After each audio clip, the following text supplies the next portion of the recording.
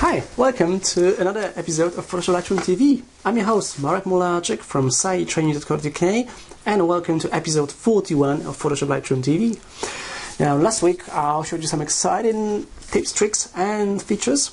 Now, this week we're going to have a Lightroom episode. Let's start with some news. Adobe has just announced a new update to Lightroom, Lightroom 3.4, and Camera Raw 6.4 at the same time. Now, what this update brings is support for more cameras, as usual.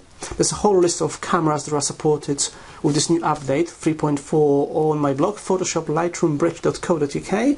You will find the link somewhere here at the bottom of the screen. It also brings support for new cameras that you can use to shoot tethered straight into Lightroom. And I was talking about shooting tethered in one of the previous episodes of Photoshop Lightroom TV. Among a couple of cameras, there's actually three cameras that support tethered, three new cameras that support tethered shooting in Lightroom is Nikon D7000, or Nikon as they say in the States, North America. There's also a number of new lens profiles. The whole list, PhotoshopLightroomBridge.co.uk, you'll find a link to the page where you can find the list of all the new profiles that come with this new update. And of course, there are some bugs that were fixed in this new release. Of course, it's a free update.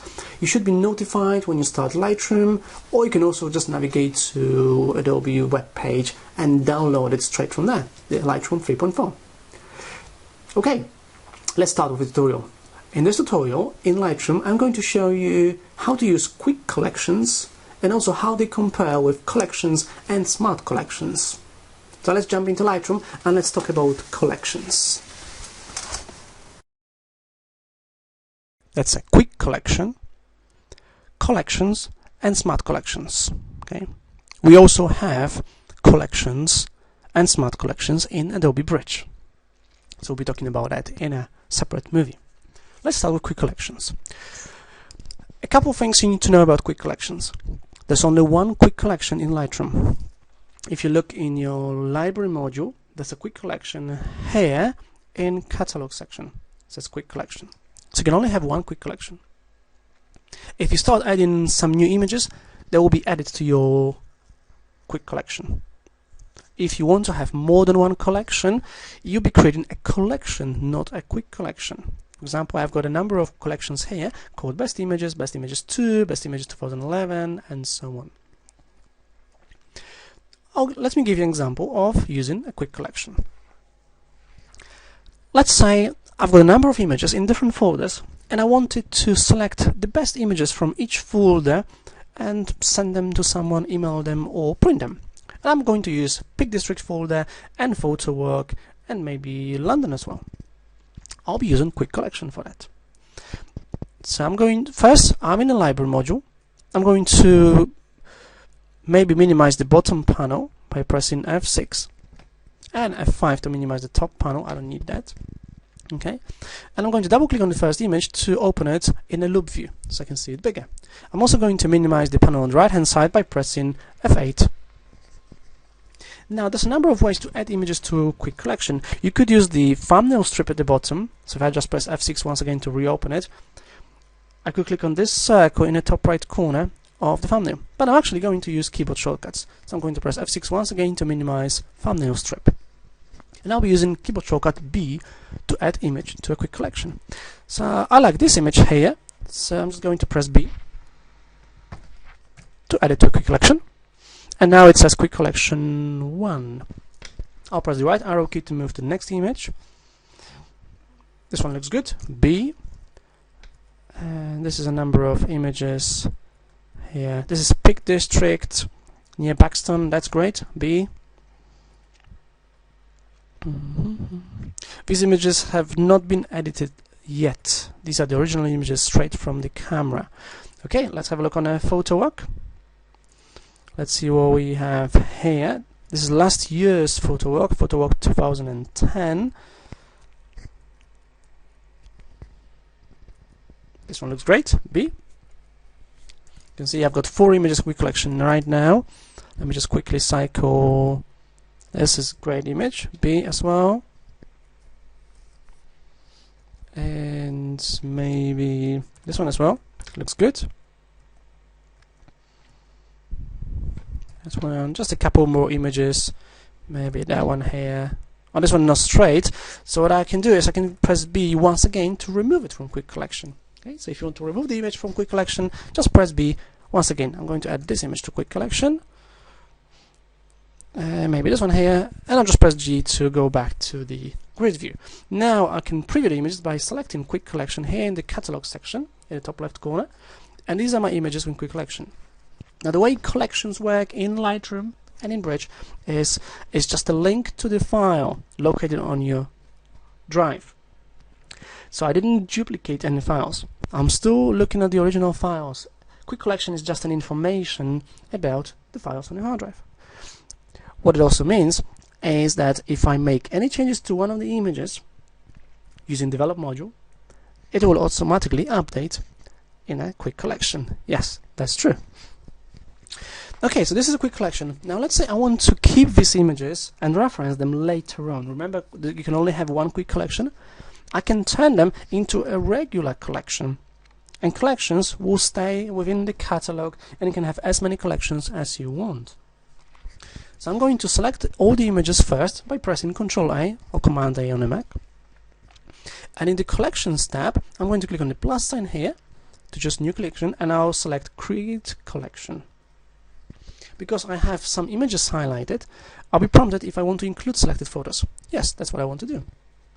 I can include it in a set. I don't have any sets here yet, but I could create sets of collections, and I can call it. So I'm going to call it, let's say, Best Images 2000. You can see Lightroom knows that I already have this collection, so I'll do 2010, and I'll just click Create. Now this is saved here as Best Images 2010, and it's still within Quick Collection. So what I can do now is go to Quick Collection, highlight them all, press Delete key to delete them. They're gone. There's nothing in Quick Collection, but I've still got these images here in Best Images 2010. This is a collection that's been saved within my catalog, so it will stay here all the time. How good is that? And if I just go to Peak District folder, I'm still looking at all the original images. Okay, let's have a quick look on smart collections as well. Now, smart collections are based on certain criteria. For example, I can use smart collections to add all the images with certain star rating. Okay. But you know what? We're going to talk about it in the next movie. So that's it for now. Thank you for watching the first part. And the second part, we will be talking about smart collections. Thank you for watching. And that's how you work with collections in Lightroom. I hope you enjoyed it. If you have any questions, send me an email, contact me through sitetraining.co.uk, or you can also contact me through PhotoshopLightroomBridge.co.uk, my blog. Visit my blog, have a look on it. I'm posting daily, Monday to Friday, always keeping you up to date with all the latest news from Adobe, all the information about updates, and from some designers and instructors. Okay, this was the first tutorial in Lightroom on collections. Now there's another one for you, this time on the print module. I was recently asked how can you use Lightroom to create a number of passport size images and print them as 4x6 print. So you pay 10 pence instead of £10 for a print. Okay? So I'm going to show you how to create a quick 4x6 print with passport size images using print module in Lightroom. Okay, let's jump into Lightroom once again. I'm back to Lightroom. This time I'm going to show you how to use this image to print it passport size on a 4x6 print. So I'm going to use this print module for that. Now in the print module, there's a number of templates here. That's what we usually start. I'm just going to get rid of one of the pages. We usually start with template browser. And there's a number of templates here. You could easily cycle between them. For example, there's one here. There's 1 7x5 print and 4 prints 2.5 by 3.5. 2.5 by 3.5 is a passport size for British passport. but I'm actually going to create my own template. So what I'm going to do is I'm going to go to the right hand side, layout style, and instead of using one of these presets, I'm actually going to use custom package, because custom package allows me to add any cells I want to use here, and I could also use different images, not just one image. With single image contact sheet or picture package, you can only use one image that repeats a number of times, unless you use one of these templates. So I need to select the image. Okay, that's the image here. I'm going to delete these cells by simply selecting them and pressing delete key on the keyboard, and I'll go to cells section here, and I'm going to add some cells, 2.5 by 3.5. Just click 1, 2, 3, 4, let's say 6 for example. Okay, and I can distribute them on a page. They snap to the grid. Okay, and I'm going to add an image here. Now I'll just drag and drop it here. Now maybe I should have a cell that's 3.5 by 2.5, so I'll do 3.5 by 2.5 instead. That makes more sense. Okay, so I'm just going to delete these two. This one I'll make it 3.5 by 2.5 as well.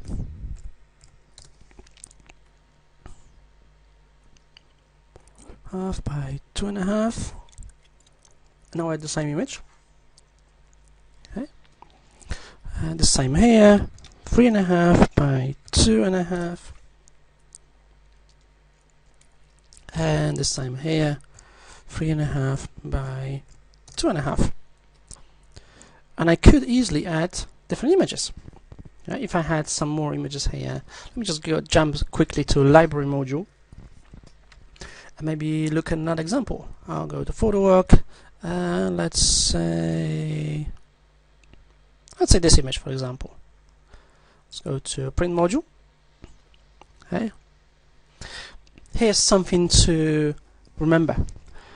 I just go back to my print module, and I will need to create the custom package once again, so be careful about that. What you may want to do is you first make sure that the images you want to use are all in the same catalog.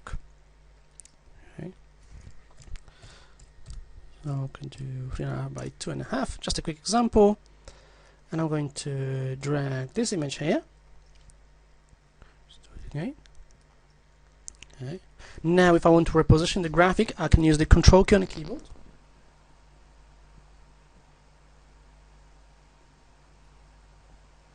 This allows me to reposition the graphic, and let me use another image here just to show you they can use different images.